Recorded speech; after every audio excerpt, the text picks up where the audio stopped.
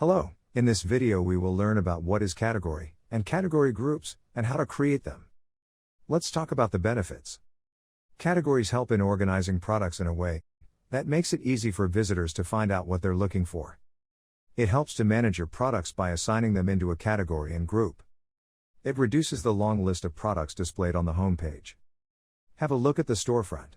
When we click on Category Group Commercial Printing, you can see all the categories showing as a drop-down, and further, we can see all the products list showing.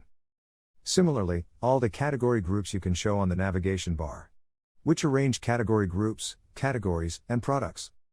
Let's have a look at the admin. We have to go to Products, Product Categories, and there we can see two tabs. One is Product Category, and another is Category Group. In the Product Categories section, you will see a list of all the categories with images.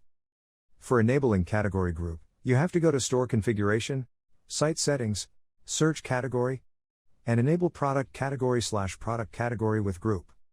Select Yes with Group. To add a new product category, click on Add Product Category. Fill Category Title, select Category Group from the drop-down list, add Category Image, status set to Active, and save it.